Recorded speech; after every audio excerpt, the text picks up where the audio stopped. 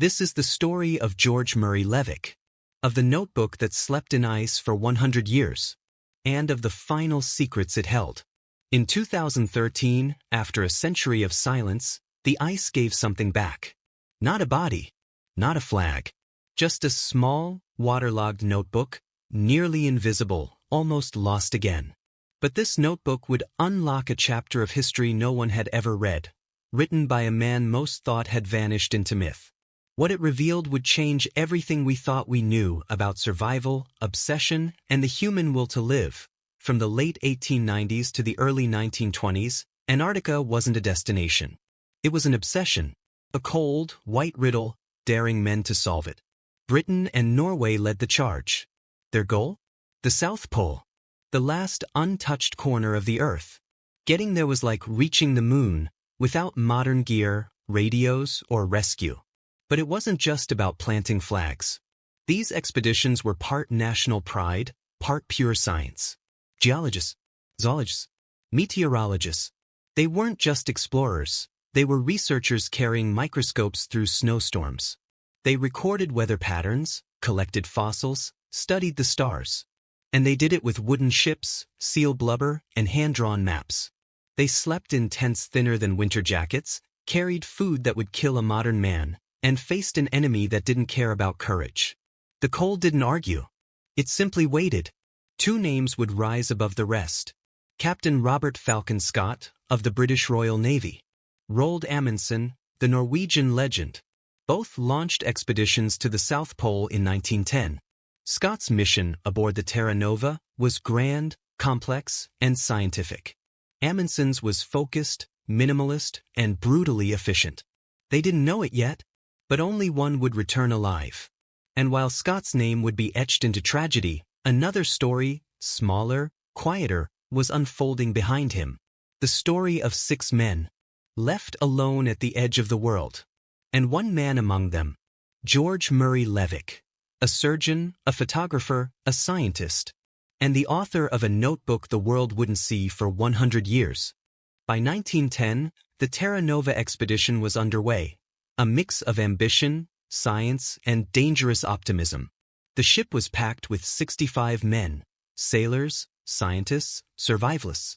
Each one knew what they signed up for, and hoped they were strong enough to face it.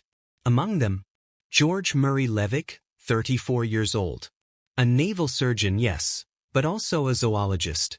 And a man deeply curious about life in the coldest place on Earth. Scott's master plan was twofold. Claim the South Pole, and explore as much of the uncharted Antarctic coast as possible. That second task fell to a small 6-man detachment led by Lieutenant Victor Campbell. They became known as the Northern Party. Their original mission, map the coastline, collect scientific data, and return in a few months. But fate had something else planned. Their first stop, a wall of impassable ice. No landing possible. No progress. Campbell pivoted. They sailed north to a backup location, Cape Udra, remote, desolate, and battered by wind. Here, they would make camp and begin one of the most overlooked chapters in polar history. Levick's role? Study penguins. Specifically, the massive Adelie penguin rookery, one of the largest on Earth. And what he witnessed there would unsettle him. 4 months, Levick observed the birds, their breeding cycles, feeding habits, social behavior. He photographed everything. But then he saw something he wasn't prepared for. Something no scientist had ever documented before. And something he didn't dare write in English. Levick began recording his most disturbing observations in Greek, to keep them hidden from casual eyes. What he saw? Sexual coercion, necrophilia, abuse of chicks, same-sex behaviors deemed unnatural by Edwardian standards. He described it all in cold, clinical detail, and then buried it in a secret paper titled, The Sexual Habits of the Adelie Penguin. It was too scandalous for publication at the time, so it was shelved, forgotten, unpublished for nearly a century. And yet, Levick kept working, kept photographing, kept documenting. Cape Udra was never meant to be their final stop, because in January 1912, almost a year later, the Terra Nova returned. It picked up the northern party and dropped them off 250 miles south at Evans Coves for a short geological survey. They were left with basic rations, barely enough for a few weeks. That was fine. They'd only be there for a few weeks. Or so they thought. February 18, 1912. The team finished their survey, packed up, and waited for the ship to return. They watched the horizon. Waited. Day after day. Still waiting. Then the ice began to close in. What they didn't know was that the Terra Nova was trying, fighting to break through the sea ice to reach them. But Antarctica wasn't interested in cooperation. The ice was too dense. The risk was too high. Captain Scott's crew had no choice. They turned back. And the northern party was stranded. No radio. No signal. No real winter gear. No real food. Just 6 men, on a slab of rock they later named Inexpressible Island, because words could never explain what happened there. Tents wouldn't survive the winter. The cold would crush them. So the men decided to dig. They spent weeks carving out a snow cave, 12 feet by 9. 6 men. In a coffin made of ice. Inside, they built a seal blubber stove. The smoke coated everything in black grease. Their clothes hardened. Their lungs burned. Food ran out. They hunted seals. Ate penguins. Got sick. Frostbitten. They celebrated birthdays with extra seal meat.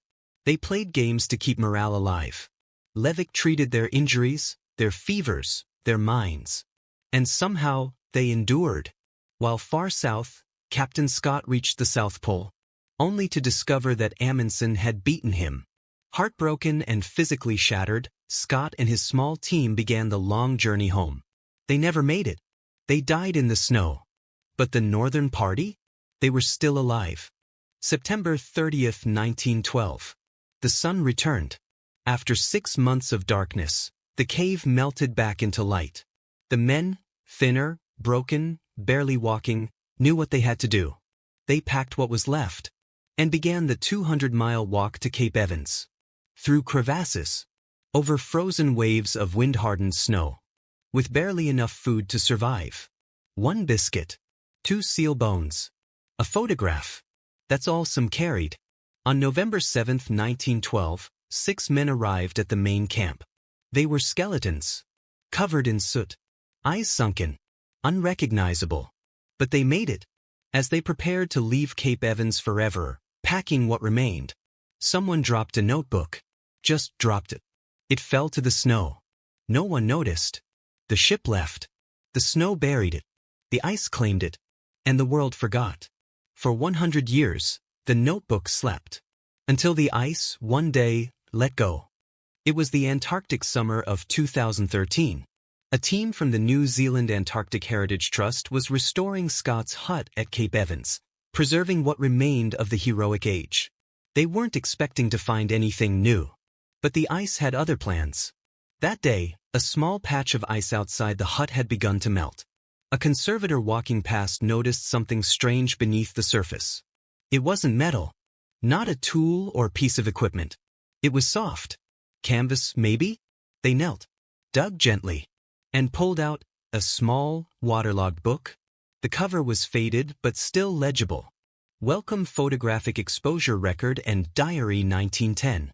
Inside, on the first page, in perfect ink, a name, Levick. The man, the cave, the survivor. What was inside that notebook? Would it tell the story of the ice cave? Of the horror? Of the survival? Or was it something else entirely? The notebook was delicate. Frozen pages, stuck together. One wrong move and it could disintegrate. They carefully flew it back to New Zealand, where a paper conservator began the delicate task of separating the pages. One by one. It took weeks. Each page was scanned as it was revealed, preserved forever. And finally, for the first time in 100 years, the voice of George Murray Levick was heard again. But this wasn't a personal diary. It wasn't a story of death or despair. It was something else. The notebook was a photographer's logbook. Written in Levick's meticulous hand, it documented every photo he took during his time at Cape Adare in 1911, months before the ice cave. Each entry was clinical, scientific. Aperture, lighting, exposure time. At first, it might seem underwhelming. No confessions, no tears, no survival journal. But to historians, it was priceless. Because Levick's photos, the ones he took with this notebook in hand, had sat in archives for decades. Unlabeled, undated, out of context. Now, the notebook brought them to life. A photo of a distant mountain now had a date. A blurry image of penguins in motion now had a story. A portrait of a fellow explorer now had a name. Levick's work, long buried in silence, could now be fully understood. His penguin observations, once scandalous, were seen for what they were. The first scientific record of wild animal behavior in Antarctica. He wasn't just a survivor. He was a pioneer. And his lost notebook was a gift from the past. Once preserved, the pages were sewn back together. And in a final act of reverence, it wasn't sent to a museum. It wasn't sold. The notebook was returned to Cape Evans, to the place it belonged, to the place it waited. And now, it sits in a quiet display among 11,000 other artifacts. Together, they whisper stories of men who dreamed of the end of the world and found it. The story of the Terra Nova expedition is often told in two tones. Tragic. Scott's final march. His last words. The defeat at the pole. The other, forgotten. 6 men in a cave. Surviving with nothing but seal blubber and willpower. And now, thanks to that notebook, Levick's voice joins the story. His quiet notes, written before the storm, remind us that even in the coldest places on Earth, there was purpose. Curiosity. That notebook, frozen in time, wasn't about suffering. It was about trying, recording, understanding. Even in the face of death, Levick believed the world was worth studying. He believed his work mattered. And now, over 100 years later, it does. Because sometimes, the past isn't truly gone. Sometimes, it's buried in silence, frozen beneath the snow, waiting for someone to listen.